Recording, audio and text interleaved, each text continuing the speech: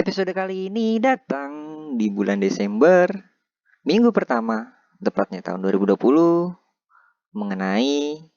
Tunggu, ini bukan podcast. Assalamualaikum warahmatullahi wabarakatuh.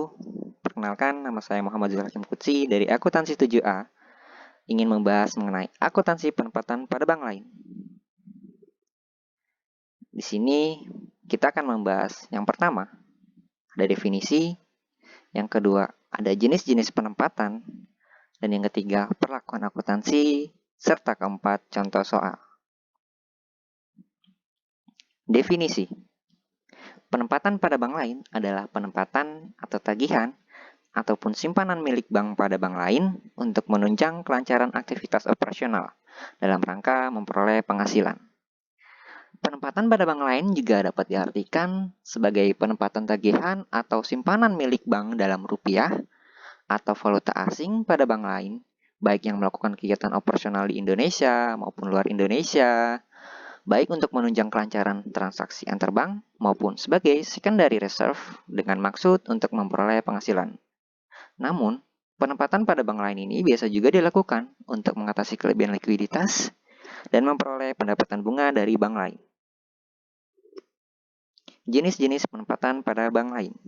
Yang pertama, ada giro, yaitu simpanan pihak ketiga yang penarikan dananya dapat dilakukan sewaktu-waktu dengan syarat menerbitkan cek dan bilet giro. Yang kedua, interbank call money atau ICM. Dalam istilah keuangan atau perbankan, interbank call money biasa juga disebut dengan penempatan atau peminjaman dana jangka pendek, di mana jangka waktu tersebut berkisar antara 1 hari sampai dengan 7 hari.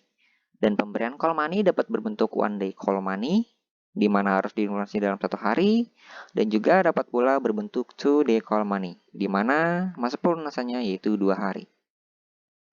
Yang ketiga, tabungan, yaitu pendapatan masyarakat yang tidak dibelanjakan, disimpan sebagai cadangan guna berjaga-jaga dalam jangka pendek. Yang keempat, deposit on call, yaitu deposito yang berjangka waktu minimal 3 hari dan paling lama kurang dari 1 bulan. Dan yang kelima, deposito berjangka yang merupakan simpanan pihak ketiga pada bank yang penarikannya hanya dapat dilakukan pada waktu tertentu menurut perjanjian antara penyimpan dengan bank. Dan lain-lainnya seperti sertifikat deposito, margin deposito, setoran jaminan dalam rangka transaksi perdagangan, dan sebagainya yang memenuhi kriteria penempatan pada bank lain. Berikutnya yaitu pengakuan dan pengukuran akuntansi. Yang pertama, nilai nominal. Transaksi penempatan pada bank lain diakui sebesar nilai nominal. Yang kedua, bonus atau bagi hasil, yaitu diakui sebesar nilai nominal yang diterima pada saat diterima. Dan yang ketiga, PPA, yaitu dibentuk penyisian penghapusan aset sesuai dengan ketentuan yang ditetapkan oleh otoritas pengawasan. Yang berikutnya ada penyajian akuntansi. Yang pertama, saldo penempatan pada bank lain tidak boleh saling hapus atau offsetting dengan saldo kewajiban kepada bank lain tersebut. Dan yang kedua, saldo PPA disajikan sebagai pos lawan atau kontra account dari penempatan pada bank lain tersebut. Lantas, bagaimana jurnalnya? Yang pertama, pada saat penempatan, maka jurnalnya adalah penempatan pada bank lain di debit dan kas atau clearing di kredit. Dan yang kedua, pada saat penerimaan pendapatan, jurnalnya adalah penempatan pada bank lain di debit dan pendapatan bagi hasil atau bonus di kredit. Dan yang ketiga, pada saat pembentukan PPA, jurnalnya adalah beban PPA di debit dan PPA di kredit. Serta pada saat penarikan atau jatuh tempo, jurnalnya adalah kas atau clearing di debit pada penempatan pada bank lain di kredit. Contoh soal. Transaksi yang dilakukan Bank Jago Surabaya pada tanggal 1 September 2007 ditempatkan dana dalam bentuk giro pada Bank Sentosa Surabaya sebesar 300 juta rupiah dengan jasa giro 9%, serta deposito berjangka 700 juta rupiah dengan suku bunga 15% dan jangka waktunya 3 bulan. Maka jurnalnya adalah pada tanggal 1 September 2007, jurnalnya di debit adalah penempatan pada bank lain giro sebesar 300 juta rupiah Dan penempatan pada bank lain deposito sebesar Rp700.000. 700 juta rupiah. Dan di kredit yaitu ada giro BI sebesar 1 juta rupiah. 1 miliar rupiah. Dan pada tanggal 13 September 2007, jurnalnya di debit yaitu adalah penempatan pada bank lain giro sebesar 11 juta. Dapat dari mana? Diperoleh dari penghasilan penjumlahan dari pendapatan jasa giro sebesar 2.250.000 dan pendapatan bunga deposito sebesar 8.750.000. Perhitungannya yaitu jasa giro adalah 300 juta rupiah dikali 9% dikali 1/12 dan bunga deposito 700 juta rupiah dikali 15% dikali 1/12. Contoh soal kedua.